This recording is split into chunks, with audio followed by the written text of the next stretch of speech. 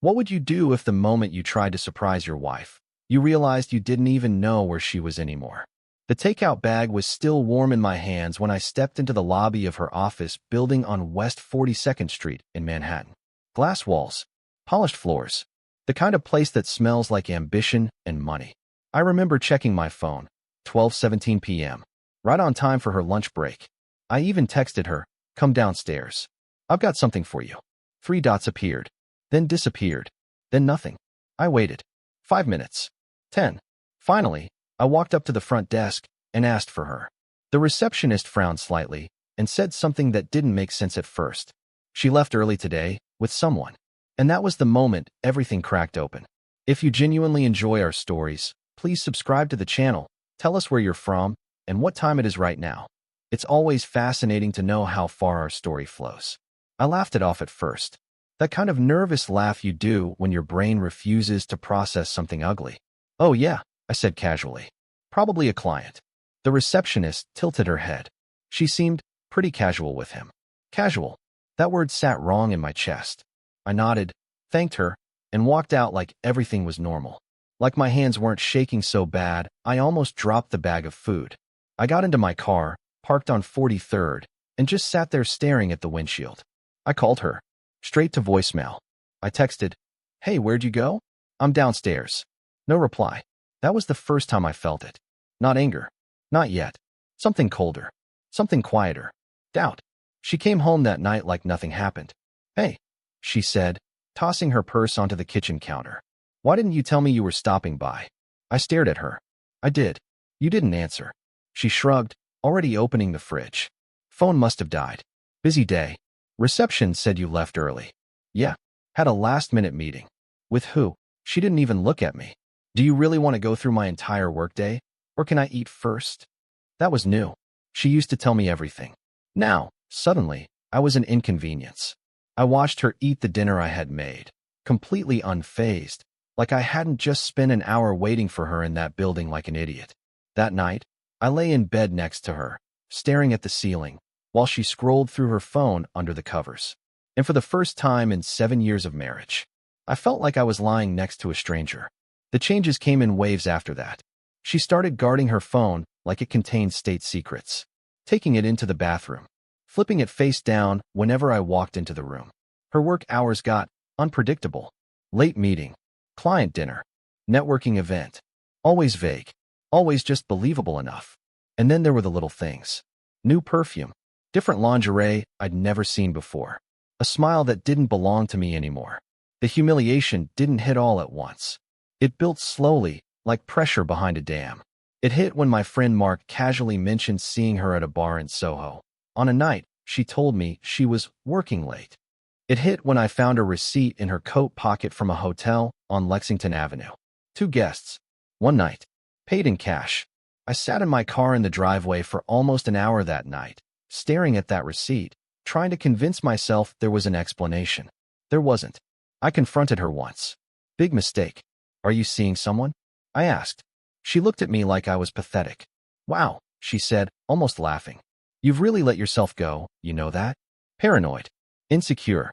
That word, insecure, cut deeper than anything. I found a hotel receipt. She rolled her eyes.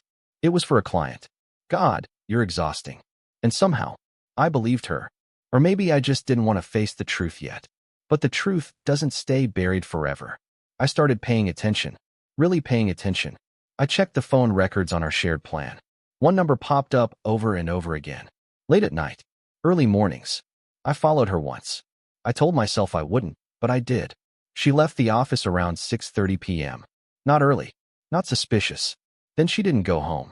She walked 3 blocks down, turned onto 9th Avenue, and stopped in front of a small boutique hotel. He was already there, leaning against the wall like he owned the place. Tall. Confident. The kind of guy who smiles like he's never been told no in his life. She walked up to him and kissed him. Not a quick, guilty kiss. A familiar one. Like they'd done it 100 times. I didn't confront them. I didn't make a scene. I just sat in my car across the street and watched my entire life burn quietly. That night, something inside me broke. Not loudly. Not dramatically. Just snapped. And in its place, something else grew. Something patient. Something cold. I stopped asking questions. Stopped caring. At least, that's what she thought. I smiled more.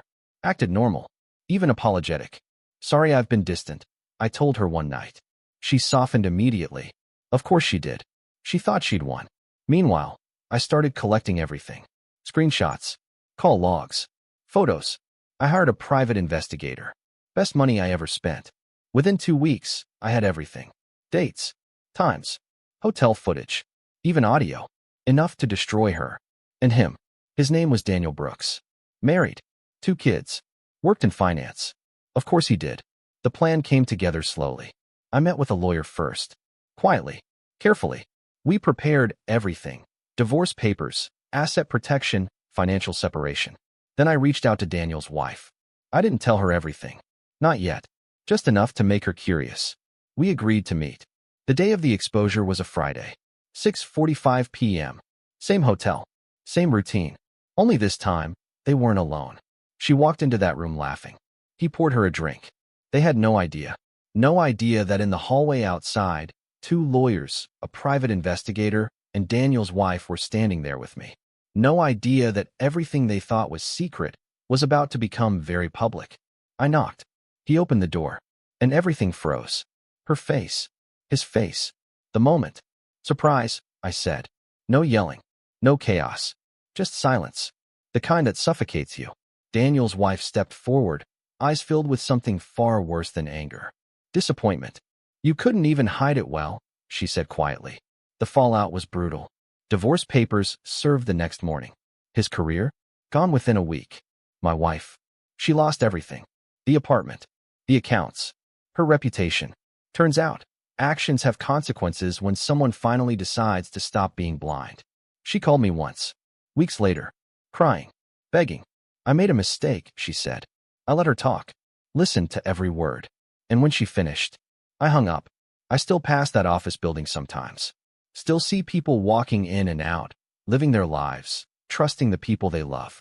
I wonder how many of them are standing exactly where I stood that day, holding something warm in their hands, not realizing everything they believe is already gone. And the strangest part? I don't feel anger anymore.